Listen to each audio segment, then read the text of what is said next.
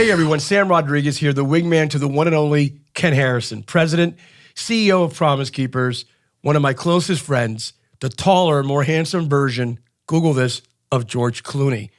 Here we That's are. what my wife says. That's what she says. says. And my mother. And your mother. And anyone else? I mean, now that we're in public. Actually, we're just down to those two. Yeah. Let's leave that for now. Yeah. Because the confessional is not until 5 o'clock in the afternoon. So here we are.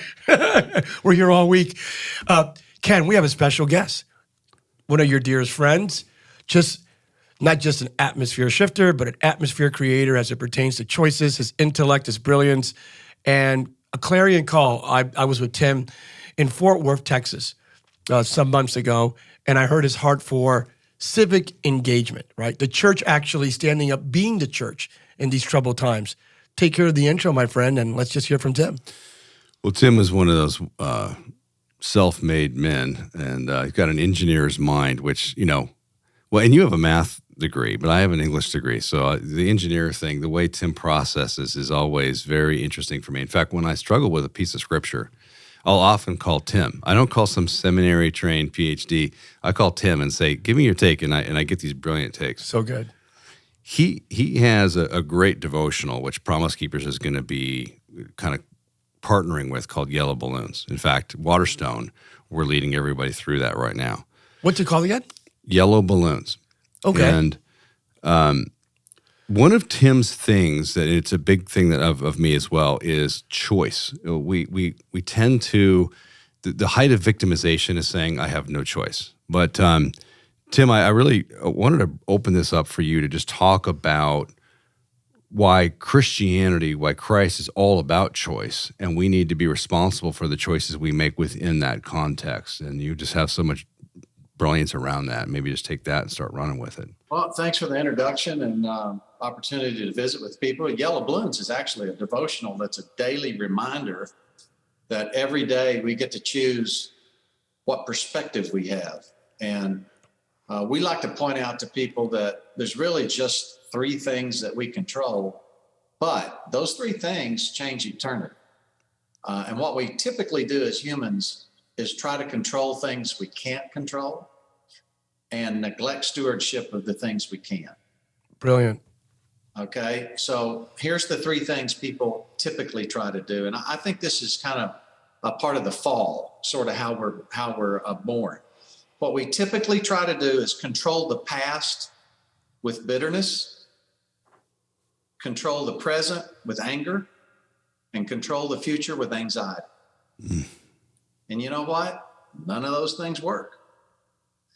But it gives us the illusion that we have ascended to the Most High, which is actually non-reality, but it feeds a negative part of our ego, the dark side of our ego, our flesh. On the other hand, there is a reality that there's 3 things that we do control.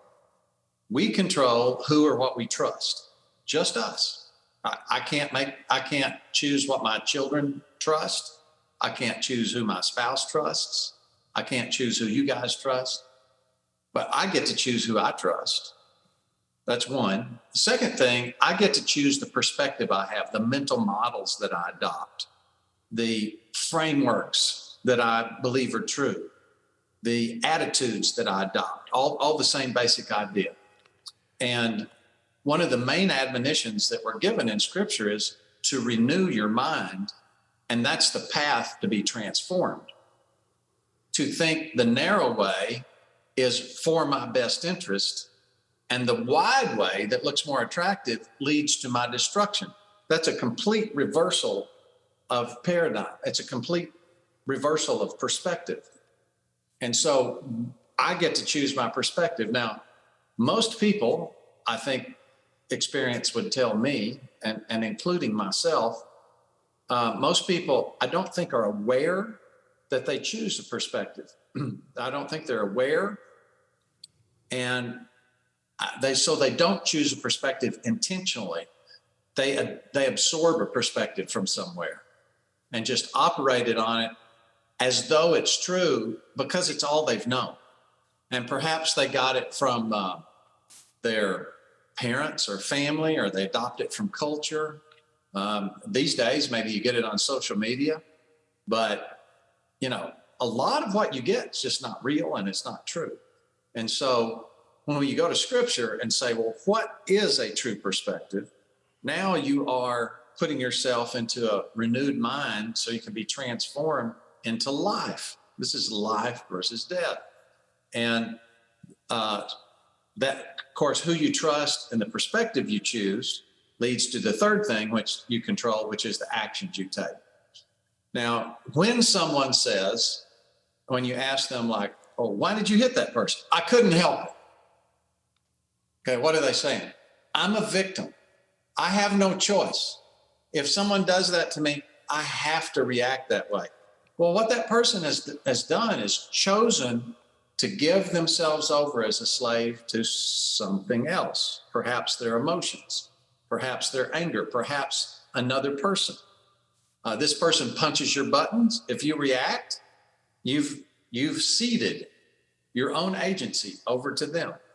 So when you start thinking of things that way, your orientation about what makes sense, what's in my best interest, and what doesn't make sense, what's not in my best interest, begins to shift.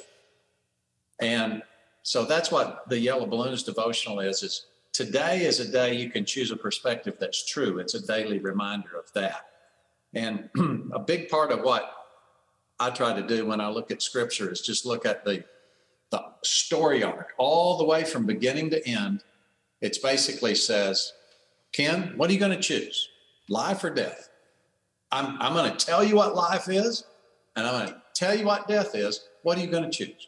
So we talked about the civic engagement, and one of the things that we have a problem with in our culture today is this idea of victimhood. And we have more and more people dividing themselves up into classes, groups, and we were talking in the last episode about Pride Month and this History Month and that History Month, and why don't Native Americans have a History Month? And this is a lot about what you're talking about here is when you have a certain perspective, you can be led awry in a lot of ways. A way that we would see as a positive, but isn't necessarily, is if you were raised in a Christian family. You were raised to think a certain way in a Christian worldview, but you have no personal relationship with Jesus Christ. So you just see things a certain way and never stopped to think in a broader picture. And this is where we see ourselves falling apart as a culture today, because many people were raised in a Christian worldview without any real relationship with Jesus Christ. So now that when they're hit with a growing satanic, sinful worldview, there's nothing there. And so who or what they trust, they didn't really choose to trust a Christian worldview. That's just what they accepted to be true. That got challenged. So now their attitude has changed towards Christianity because there was no basis of truth. And now their actions, suddenly we see them putting pride flags on their car or doing whatever. And now they're getting angry at the Christian culture because that they feel like let them down when they never really had it in the first place. Is that a reasonable thing to think about the arc of things in today? I think what I would say one step before that is the whole idea of framing. So when you talk about winning or losing in civic engagement or winning or losing in culture wars, you have to ask yourself, well, what is government for? What's it supposed to do? And what is culture? So one of the things I think we've done a very poor job of is defining government's role. Like you hear people say like, well, I'm for limited government. Well, what does that even mean? Limited to what? Just less? Less to what point? Till it's none? I mean, that's not even definitive. That's like saying, how much wealth do you have? I want more. Well, you can never have more. More by definition is what you don't have. So to say, I will be happy if I have what I don't have is absurdity. But that's what a lot of us end up with. And that's the same thing with government. So what we should say is government, we should have a self-governing governmental structure, which is the biblical model all the way through, and which I can talk about if you're interested. It has 3 pillars. 2 of those pillars were inaugurated right at the very beginning in the Garden of Eden, which is rule of law and consent of the governed. You choose. The third was added at Sinai, which is private property, which is like the least you can do if you're going to love your neighbor, which is really the point of self-governance. Will you mutually cooperate and serve other people? You love and serve other people. You have a flourishing community. If you exploit and extract from one another, you have a community that fills with violence and biting and devouring. So that's the biblical model, all the way from beginning to end. And so when we talk about governance, we should talk about how do we create those boundaries. Government shouldn't make decisions for people. That takes away the consent of the governed. It should create consequences for people within which they can mutually cooperate. And really, it's the same basic governance model we should use in our homes. Like children, we want our children to flourish by teaching them to make good decisions. We don't want to control their decisions once they're capable of making them. But we do want to put boundaries on that so that they can learn the moral consequences that, decisions have moral consequences. We want to create that knowledge for them by creating consequences. So that's in government. In culture, the basic thing that shapes culture is what's honored and what's shamed. So if we honor things that are honorable and shame things that are shameful, we're building good culture. What's happening now is dishonorable things are being honored and honorable things are being shamed. Okay, so that's where the culture war comes. And the way you win both political battles and culture battles is exactly the same, and it's by winning the framing of how you frame whatever's being talked about. So, for example, you talk about pride. Well, pride in what? What does that mean? Pride, human pride versus what? Like Habakkuk 2:4, and the biblical view is that human pride is the opposite of faith. That they're polar opposites. Human pride says, I can decide for myself and there are no consequences. Okay? And faith says, yes, we do decide for ourselves, but there's consequences to our decisions. And so let's seek life-giving versus death-giving. And pride says, I should be able to extract from other people with no consequences. Well, if we have that conversation the right way, then we can frame that where we're bringing life to other people. If we go about it the wrong way, we're just reacting to their framing.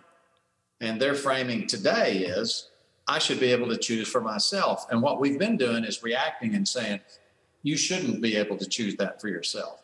And I think we're on the wrong side of that framing because God gave every person a choice. We should never react to other people's framing. We should always be fighting for a framing that's true.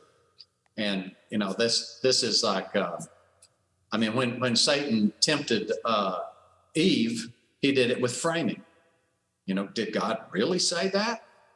Are you going to let somebody else choose what's best for you? You're going to choose it for yourself. Do you want knowledge that's going to make you wise, or do you want to forego that knowledge? Well, those are pretty good framings, but he attached that to a question that was a completely different question, which God framed as, do you want life or death? And so she chose death. Satan did not say, hey, why don't you choose death? He said, why don't you choose, you make your own decision what's good for you. Well, in the process of doing that, she chose death. Mm-hmm. And you go all the way, temptation of Jesus. You want to be ruler of the world? Why don't you have it now? I can give it to you now. Why wait? Why wait for later what you can have now? Well, if Jesus had fallen for that temptation, he wouldn't have had ruler of the world. He would have been a slave of Satan. So he was offering him death in the name of life. And that's what Satan does. And so we have to be able to recognize that and actually fight the battle at the level of the framing. Anytime we react to other people's framing, we're losing. So, Tim, we control who we trust, that worldview, that sort of collective framework, and then subsequently the actions, all undergirded with the dynamic of framing, even as it pertains to who we trust. So we could even frame that. My question to you is, I have this philosophy that I learned from Mark Nuttall, who worked for Ronald Reagan, of, as it pertains to America, even globally, the idea of government and its role in this framing, trusting, and action sort of motif. It's God over man and man over government. Talked about limited government, what that government, the responsibilities of that self-governance idea. God over man, man over government. When government grows, it pushes man and God out of the way. Hence, my great angst regarding unbridled growth of government. Culture. You created a dichotomy, which is pretty interesting. Culture, you separated it from government as if it were two different social constructs, separate. There are some that would heed to the idea that government is an integral part of cultural development and evolution. And Tim created a dichotomy, intentional, via his statement, a wall. Here's culture, here's government. Government on occasion will affirm culture. On occasion, government will come against the cultural mores and teachings, i.e., when government finally came to the realization that slavery in America was antithetical to the Judeo-Christian value system that undergirded our Constitution, Bill of Rights, and Declaration of Independence. And they came to the epiphany. They came against segregation and so forth, and slavery. So my question to you is, Tim, how do we engage the church? How do we engage Christians to effectively, measurably articulate who they trust, what they trust in, biblical worldview framework, and how do we demonstrate through our actions the fact that the values of the kingdom undergird our nation, not in some sort of Christian nationalist, militant way, but in a very healthy way that actually permits the choices that you outlined? Well, interesting thing, I would say culture and government do intersect because government influences what's honored and what's shamed. But ultimately, culture is going to dominate any form of organization, whether it's a company, a family, or government. So government can influence culture, but culture is going to be dominant. And I'll give it as an example. In America, if you go cut in line, there's going to be a price to pay for that. You don't want it to. Well, government has nothing. There's no law that says you can't cut in line. Nobody can call a policeman if you cut in line. But we have a culture of first come, first served. That's part of our love your neighbors yourself culture that, by the way, is still the dominant culture in America. They're making inroads against that, but it's still far and away the dominant culture. So, but people don't pay much attention to speed limits, okay? Because that's a government thing. So that shows, that's a little small illustration of the power of culture. Tim, sorry for interjecting. Who creates culture in 2023? Who are the primary culture creators? Who are the primary societal architects? Societal and cultural architects. So the most dominant creator of culture are parents. Because you as a parent teach your children what's honorable and what's shameful. I notice parents routinely telling their kid, well, you wait in line. They were here first. So that first come, first serve, that's something that's handed down through parents, just all over the nation. And they're doing it without even thinking about it, right? It's just happening because it's such a dominant part of our culture. So because we were handed down a love your neighbor as yourself culture. Now, you mentioned slavery. We have breaches in our love your neighbor as yourself culture all through our history. There's breaches in it. Slavery based on race is one of those breaches. There have been many others. So the sin nature is always, battling against the dominant culture. But, if you want to affect culture, then what you want to do is grab the dominant things that shape what's honorable and what's shameful. So you want to grab music because music tells stories. You want to grab Hollywood because Hollywood tells stories. You want to grab books because books tell stories. And what is a story? A story is a hero whose values are elevated against a villain whose values are denigrated. So you get to decide as the teller of the story what's heroic or honorable and what's villainous, shameful, right? So storytelling has an enormous influence on our society, which that's why the Marxists went to Hollywood early on.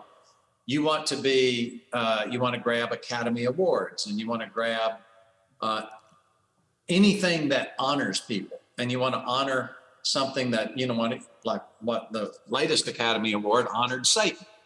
Okay, so that they've come out and admitted what this is all about in the first place. So you want to grab those things. You want to grab education, because the teachers have significant influence over saying this is what's true and this is what not true. This is what is important. This is what is not important. This is the culture that you're immersed in. This is the culture you're not immersed in. You want to go grab the human resources departments in companies, because the human resources departments are involved with the compensation that says, here's what's honorable, here's what's not honorable. Okay, does that all sound familiar of where the battlegrounds are? You want to grab the seminaries, because the seminaries decide what's true and what isn't true. Is the Bible true, or is the Bible not true? I think Barna did a poll a few years back, and something like 75% of churches hold that the Bible is not true. Well, where did that come from? It comes from seminaries that got controlled and said, well, really man's opinion is more important. So, culture is shaped by all these elements, but the family is the most dominant of all. And so if now you said, what can we do to get, you asked, what can we do to get believers involved? Well, here's the most fundamental thing I think we can do. If you go to 1 Samuel chapter 8, so Israel had entered into a treaty, a contract, a legal agreement with God at Mount Sinai. Exodus 19:8, they said, we agree with this contract and we will abide by its terms. So this contract was in the ancient form of a suzerain vassal treaty, where the superior king, and normally the way it worked in the ancient societies, the superior king would have a contract with an inferior king. So if God had followed that model, he would have made a treaty with Moses, but he didn't. He made a treaty with all the people. Okay, so because self-government, and the treaty basically says, number one, God gets to make the rules. God made the rules of moral gravity, if you will, moral laws, moral cause effect. First 5 of the 10 commandments basically say God makes the rules. And the last 5 say basically love your neighbor as yourself. That was the way Jesus characterized it in Matthew, in the Gospels. So God makes the rules, love your neighbor as yourself. And I would say the least thing you can do to love your neighbor yourself is honor their property. So rule of law, private property. And then said, you choose. Deuteronomy 30, choose you this day. You want life or death, blessing or cursing. You choose. If you live a society where you love one another, it's going to flourish. If you bite and devour, you're going to deteriorate into pagan exploitation. You choose which it is. That's consent of the government. Okay, so they go into the promised land. They take the high ground. They parcel everything up into private property. So now they've got rule of law. They have judges that God said, appoint for yourself judges. That's consent of the governed. They've got private property. So they have this self-governing structure. 450 years later, they come to Samuel and say, your sons are corrupt. We don't want them to judge us, which is appropriate. But then they say, we want a king to rule over us. And Samuel, of course, is distressed when he gets this news, and he goes to God, and God says, don't be upset. They're not rejecting you as being king. They're not rejecting you. They're rejecting me, that I should not be king and reign over them. So the principle we can get from that is anytime we are practicing self-governance in our families, in our churches, in our businesses, in our civic organizations, in the teams that we participate in. When we are self-governing, by the way, self-governance, a fruit of the Spirit, love, joy, peace, patience, etc., self-control, self-governance. When we are governing ourselves and we are serving a mission over serving ourselves, we are self-governing. And when we bring that into wherever we are fighting for our culture and we are fighting for good governance. And then when we take that experience and then go into civics, we now have a basis and a foundation. We have been salt and light in our other spheres of life. There's no reason then why we wouldn't go and be salt and light in civic affairs as well.